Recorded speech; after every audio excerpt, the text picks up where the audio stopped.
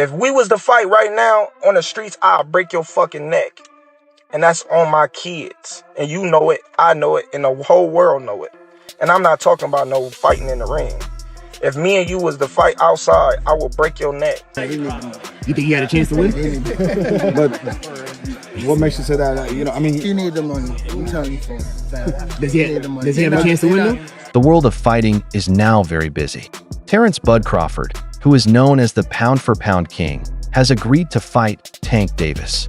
However, there is a very important catch. This isn't any deal. Crawford made boxers follow a rule that was so blatant and cruel that it completely changed the sport. For this to happen, Tank must first beat Jake Paul in their upcoming fight in November. Bud would only then give him a chance.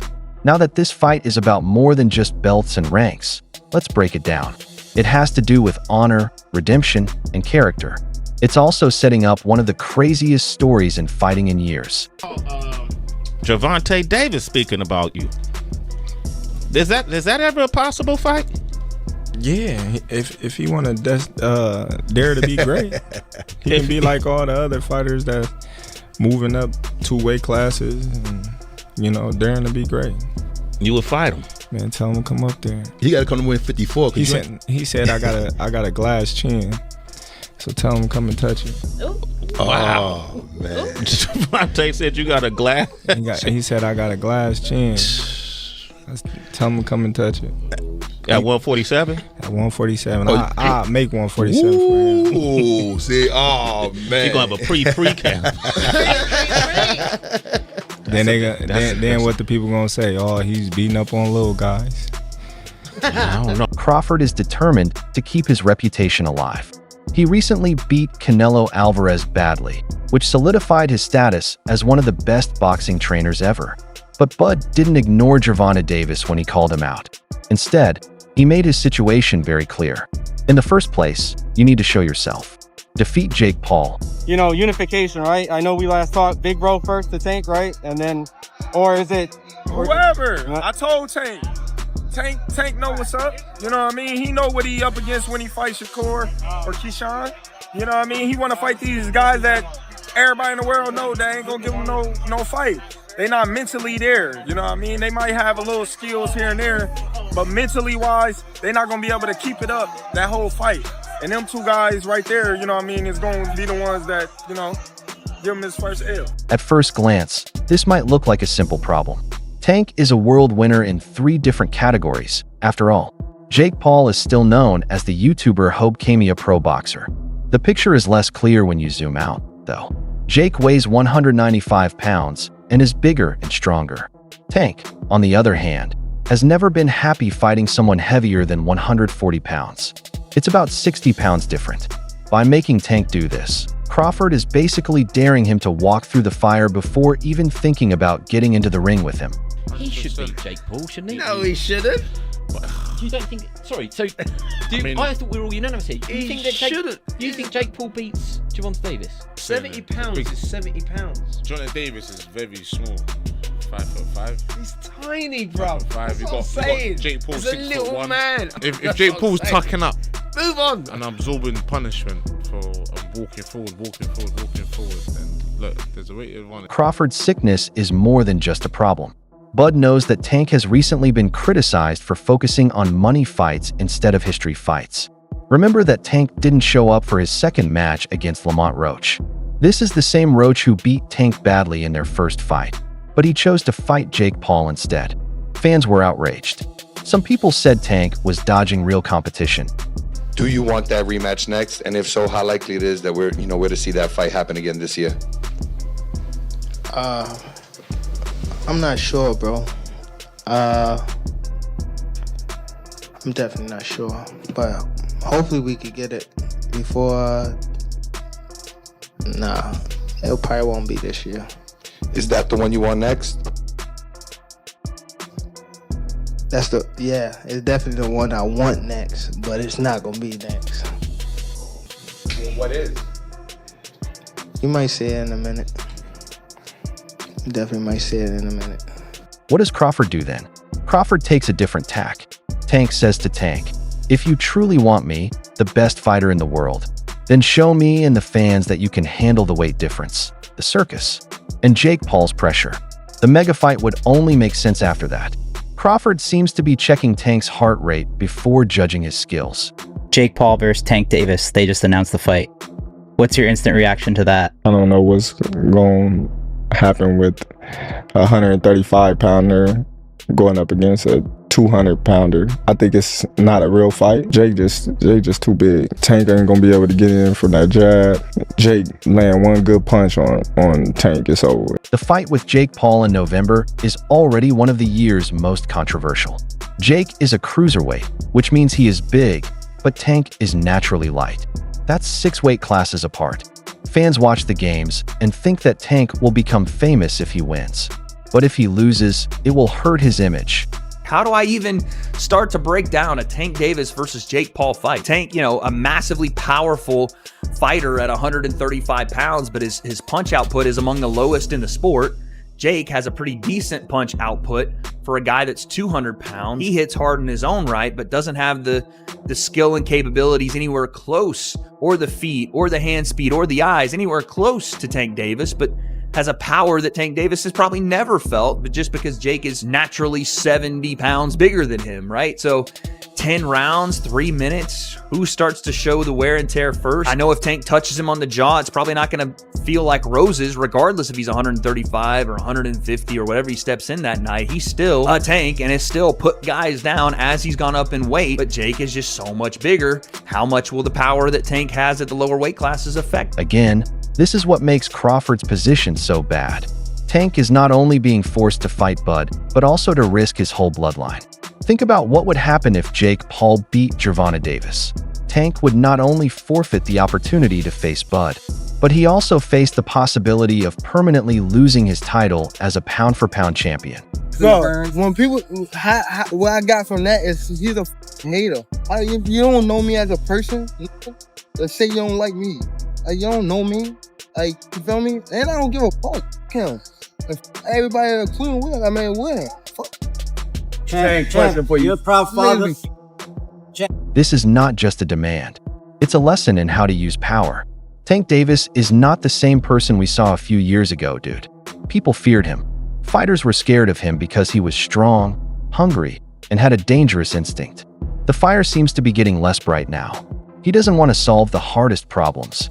Instead, he wants to get the biggest rewards. Tank is done. Tank is hung him up, shoes off, get the bag, put a plaque up, he done. Tank is done. When you say done, you mean like not fighting anymore? Tank is checked out mentally. Tank is gone mentally. Tank looking for the big bag, of Jake Paul, Pacquiao, something sort, and he's looking to, hey, I'll see you later. Tank is standing. He's not gonna fight Shakur Stevenson at all. At all.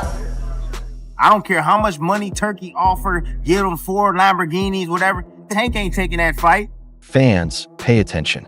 Many people were upset that he chose to fight Jake instead of Lamont Roach again. Roach scared Tank during their first fight.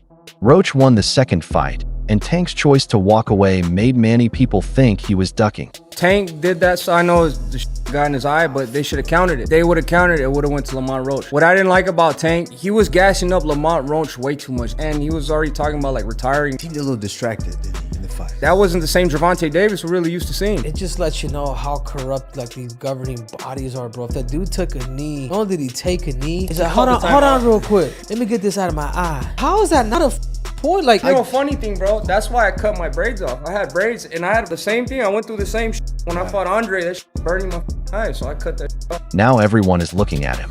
Should Tank beat Jake, he will be able to change what happens. But Tank, as we know him, might not come back if he loses. Gervonta Davis just posted that he would beat the brakes off of you if you guys fight. Yeah, I mean, I'll be down. Let's run it. Like, I'll be super, super down. I don't know if Gervonta needs Jake Paul. Let's be clear, right? Is there a height limit in boxing? Boxing professionals haven't been afraid to say what they think about all of this. Shakur Stevenson called Tank disgusting for even having Jake Paul over, saying it was beneath the sport. Maybe he'll fight Jake Paul instead. What do you think of that? I think that's terrible. Why? I mean, I get it because at the end of the day, it's a money business, and you want to make the most money. But from what I'm hearing, he can make more money in a fight with me. And if that's the case, why not fight me? Sure. Do you think he beats Jake Paul? Do I think he beats Jake? Yeah. I mean, It's a huge size advantage, though. it is, but I think Tank got the skills to make sure he come out on top. Do you think that Jake has gone better? Yeah, I think actually Jake got tremendously better from the time frame that he started till now. And in the right situation, I also could see him become a world champion. Really? Yeah. Jeff Mayweather didn't like the idea and said it wouldn't help either fighter's career.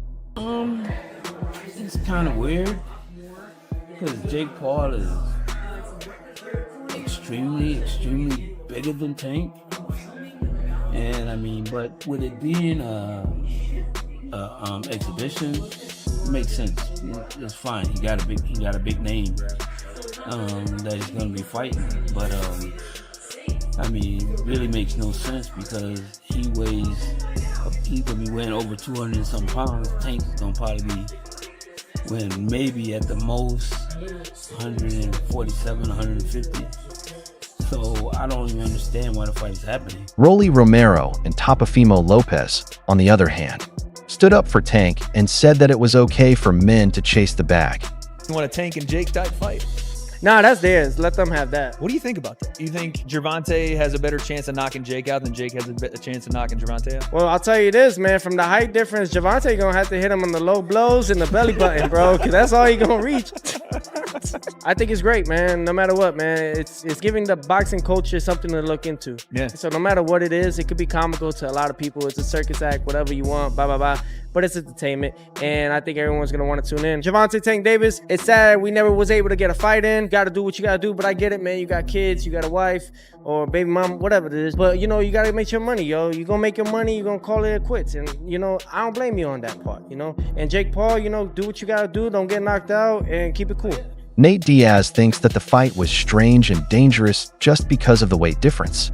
I gotta ask you, Jake Paul versus Gervonta Davis. Does Davis have a chance? Gervonta is a great boxer, but he ain't gonna do Jake Paul. So you got Jake Paul by knockout, or? No, I don't got anybody, but I don't think he's just too small. It's just I don't want to beat up somebody that small. I don't want to, you know what I'm saying? What do you think of the fight? I don't want to lose to somebody that. There's no point in the fight. It's a great fight, actually. You think I'm it's not a good hating fight? on the fight, but I think my thoughts on it is let's watch it, see what happens. Ryan Garcia said that boxing is turning into WWE. Yeah, with that type of matchup. You agree? Last thing, White House card, like he said, you want Conor McGregor. Yeah, but the whole thing's at WWE, so Right. it's like, at least that's happening and it's getting something to talk about, something to watch, and I'm looking forward to that fight. Actually. Don't forget about Terrence either. Bud Crawford just beat Canelo Alvarez, which is one of the biggest surprises in the history of modern boxing. Before the fight, the majority of people believed Canelo was unbeatable. Canelo is the face of boxing. He has ruled many categories and beaten every big contender who stood in his way. But when the bell rang, Crawford quickly changed what was going to happen. He didn't just beat Canelo. He stopped him from fighting. He set out to beat the Mexican superstar by outsmarting him from every point, breaking him down perfectly, and showing flaws no one knew he had. Terrence Crawford had the ability to fight backwards and stay composed, good defense, hands was always up, countering everything that Canelo was throwing at him. He was just a little more active fight. Canelo did hit him to the body, but it was pretty much all Terrence Crawford. I think some of what we saw from Canelo is what he has to resort to now to fight. Maybe he's dealt with some injuries to where he's not as mobile. It's just the pattern that he's put himself in for the last, 6 to 8 fights. That same pattern is why Bivol was able to get him. He did not allow Canelo to get inside, man. As soon as Canelo would get into that certain range, he would jab him. We didn't see any lateral moves where he would throw, push off to the side, as we used to see Canelo Alvarez. Canelo was almost smothering his shot because he couldn't stay at range with him. And Terrence Crawford runs off counter combinations. It would be a wider margin if they fought it. Fans were hoping for a fight, but what they got was a lesson. Canelo looked more like a person than usual because of Crawford's speed, timing, and technical skill. I've been fighting people bigger than me all my life since I was a little kid, and I always came out on top. And they was like, man, would you ever fight Canelo? I was like, man, Canelo too big. And then everybody like, oh man, you think you can beat Canelo? Oh man, he too big. You know, when you used to write what you want to be when you grow up, I used to write, I'm going to be a world champion. I never said I could. That belief in yourself. I always said I am. I just believe in my skills. I believe in me. The fact that people doubt me fuel me even more. The boxing world was shocked by that performance, which cemented Crawford's place in history as not only a legendary boxer, but also probably the best boxer alive today. Terrence Crawford is the best fighter on the planet. Pound for pound, he's that dude. In this 4-belt era, he is now the undisputed world champion 3 times over. 140 pounds, 147, now 168 pounds, claiming all the belts. You don't see people doing that very often. Going up against a guy who was perceived as being bigger and stronger, Crawford was strong. Crawford was strong enough to fend him off, strong enough to make him respect his own power. He used his jab, he used his distance.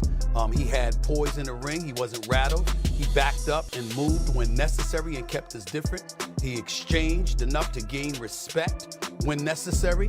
It was a brilliant, brilliant, masterful fight on Terrence Crawford's part. That's why Crawford's rules for Tank Davis aren't based on hype, but on the truth.